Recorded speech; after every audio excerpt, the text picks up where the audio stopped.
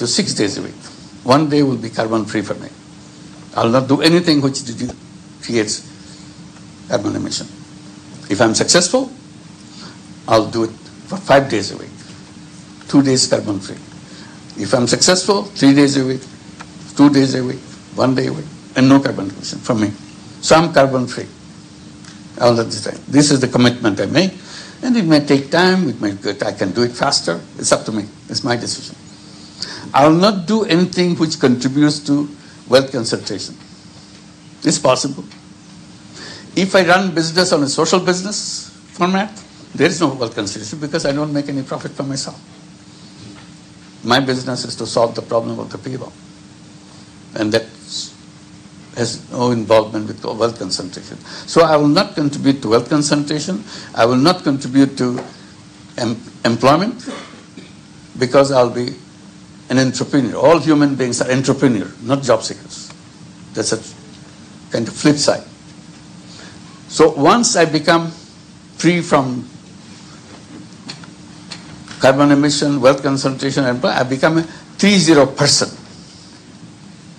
Entire 8 billion people are doing otherwise, but I make myself 3-0 person. I don't contribute to that. I am free from that contribution. I'm not the cause of any of these problems.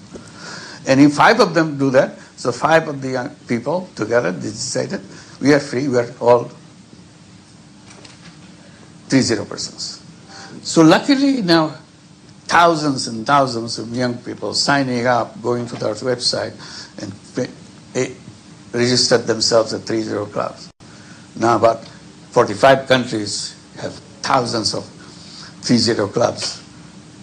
We are not doing anything, simply tell them that we let us know, get your address so that you can talk to each other. So that could be just an initiative by yourself. It doesn't wait for anybody's permission or anything.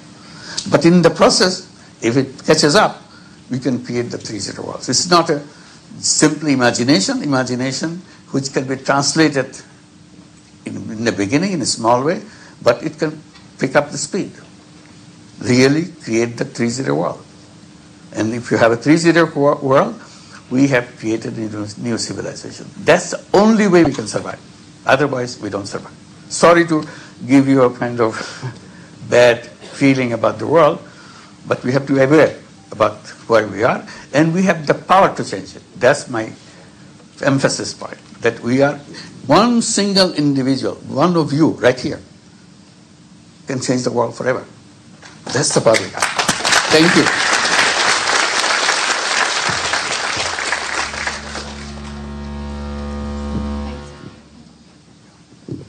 Thank you so much, Professor Yunus. I think we could all agree that we can sit here for hours and listen to you speak about all these topics because of the vast experience that you've had over the years. So I'll start with one question and then we can take the questions from the audience. I think we've talked about the bigger picture, so I think maybe we need to narrow it down a little bit. So I was wondering, it's been 5 decades since the microcredit initiative. It's had a lot of impact in many countries like the US and Bangladesh and other places. But focusing on the first zero of zero poverty, how do we go there from increasing inequality and increasing poverty in the world? And what can microcredit do specifically if the structural causes of poverty, like you said, rampant consumerism, people feeling like they have to consume more and more wealth concentration remain untouched? Just one point to emphasize. I draw the attention. Poverty is not created by the poor people. Who created it? System that we developed in the world creates it every day. And we are teaching you how to do it. Strengthen that system. That's the problem. We are not creating the counter system, how to not to create poverty. There are business schools everywhere. And I'm invited to speak in the business schools. I said, I'm here just to tell you that you are doing wrong things. You are creating the businesses to make people poor. You think you are rich? You are rich, but people are poor. They say, what do we do? I said, why don't you? I'm not stopping you because People need it. They register you, they pay you, you teach them. All I'm saying, you are teaching every student how to make more money for their company. They will be working for those companies. And your job is to make sure they get lots of money and very successful and gloat with your success. That's your business. I think it's wrong, but I cannot stop it. All I'm saying, why don't you create another department or another faculty in your business school? The faculty of social business. Tell young people how to create a business to solve any problem. Environment problem, health problem, any other professional problem, any problem in the world, poverty problem. So that department teaches you to create business to solve problems. One is a faculty which create business to make money for yourself. This is the business to bring solution to the problems. So just do that. Many universities now, not quite faculty, but creating centers of social business and so on. So offer courses. That's a small beginning, but I'm happy that at least people are listening. Many business schools, starting with HSC in Paris, they are the first one to do that. And it's being now done in many, many business schools. And many universities are doing that, creating social business centers to discuss this, whether it makes sense. It's up to you to decide. Just because somebody said it doesn't mean that it's all truth, nothing but the truth. You debate, discuss. What is the alternative? I go back to my spaceship thing. We have to find a flight path. We have to design a flight path. And these are the elements of that flight path that you have. As a pilot, you have to decide which path you take. Because you are the pilot. There's nobody else around. So we have to do that. So this is where we'll say things are. But microcredit is a kind of a defines. They're defining microcredit is like this. I said, no. They were defining banking is like this. I said, it's the wrong banking. That's making rich people richer. That's the banking you do that. So we reverse that. We create a banking which helps poor people come out of poverty and become entrepreneurs by themselves. Every recipient of microcredit, which may be a loan for $10, $20, $100, $200, that's about the loan size. But each one of them is entrepreneur. You know, in our textbook, in our discussion, we say, not everybody is entrepreneur. Entrepreneur is a very special kind of people. 1 in million, 1 in 1,000. They are very special people. I said, that's not true. I'm saying every human being is entrepreneur. They don't believe it. I said, if you don't believe it, just look at Grameen Bank in Bangladesh.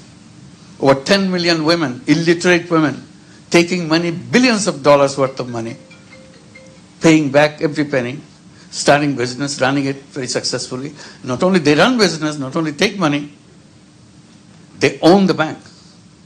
They own the largest bank in terms of client. The largest bank in the country is owned by poor women. This is their bank. And they do serve themselves. So it's possible. Simply, you bring any criteria to say it is less than a conventional bank in terms of success, in terms of this. It's more successful than any bank in the country, any bank anywhere in the world. So that's why it is spread. So this is the thing that you have to come up with counter ideas. If it is wrong to go in that direction, you reverse it. Probably will have a right direction. That's all we did. Thank you.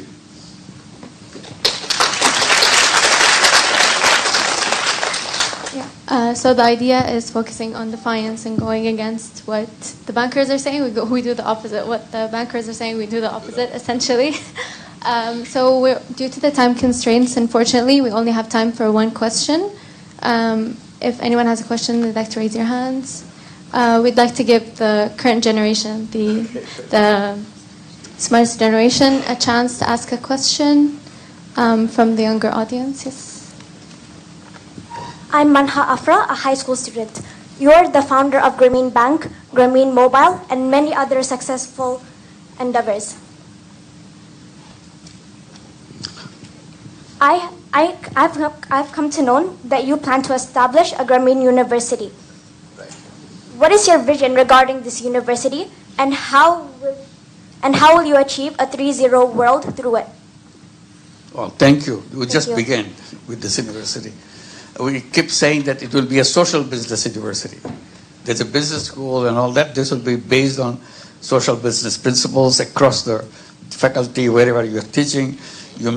Always bring the social responsibility as a human being. So even if you're in a chemistry department, the chemistry has a social responsibility too. So you always add that social responsibility and how you translate your responsibility as a scientist, as a chemist, to play that role. What are the options for you? So everything to be integrated in that. And then help all the students from the university. At the moment, I'm saying half seriously. I say this university will never give you any piece of paper called degree. So you learn it and do it. Why do you need a piece of paper? You need a piece of paper because you want a job. Job needs a certificate that you have learned this.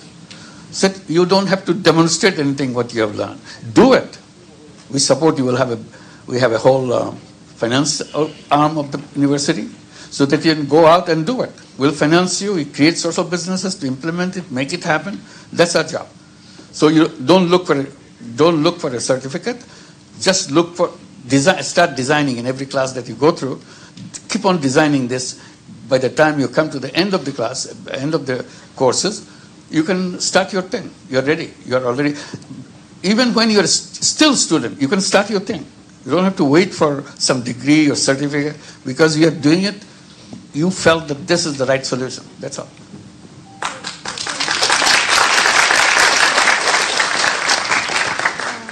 So we will close the session here for today. Hopefully we'll be able to have you on, sorry, we have no time. We have no time. I'm sorry. We're unfortunately out of time, but hopefully we'll be able to welcome you back on better occasions. I look forward to it. Thank you. Thank you.